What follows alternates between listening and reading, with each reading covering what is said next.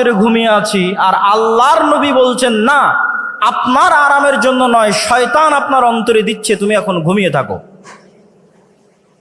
সম্মানিত উপস্থিতি, তাহলে আল্লাহ সুবহানাহু ওয়া তাআলা ইবলিসকে দুইটা ছাড় দিয়েছে। এক, সরাসরি আমাদের অন্তরে কথা দিতে পারে ইবলিস।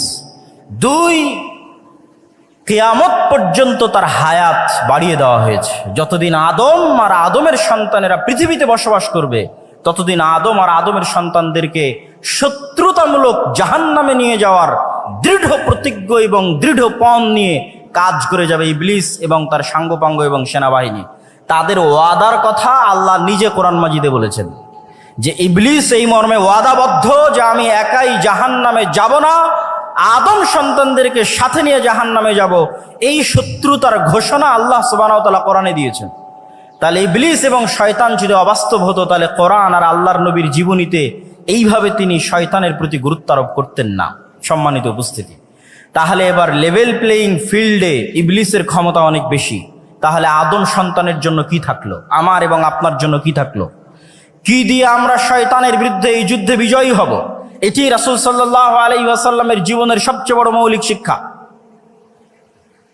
মহান আল্লাহ সুবহানাহু ওয়া তাআলা পবিত্র কোরআন মাজিদে বলছেন, কুল নাহবিতু মিনহা জামিআ ফাইম্মা ইয়াতিয়ান্নাকুম মিন্নী হুদান ফামান তাবিআ হুদায়া ফালা খাউফুন আলাইহিম ওয়ালা হুম ইয়াহজানুন। আল্লাহ সুবহানাহু ওয়া তাআলা আদেশ দিলেন ইবলিসকে আসমান থেকে নেমে যাওয়ার জন্য, আদেশ দিলেন আদম এবং হাওয়াকে জান্নাত থেকে নেমে যাওয়ার জন্য। আদম এবং হাওয়া আর ইবলিসের গল্প কাল্পনিক নয়, পৃথিবীর সব ধর্ম বইয়ে লেখা আছে।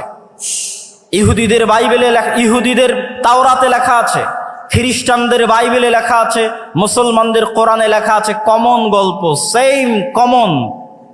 ইবলিস, আদম, হাওয়া তথা সকল নবী একই মেসেজ দিয়েছে। আমাদের সৃষ্টি রহস্য সম্পর্কে সেম মেসেজ দিয়েছেন সকল নবী। তাহলে আল্লাহ সুবহানাহু ওয়া তাআলা বলছেন, আমি ইবলিসকে বললাম আসমান থেকে নেমে যাও, আদমকে বললাম জান্নাত থেকে নেমে যাও।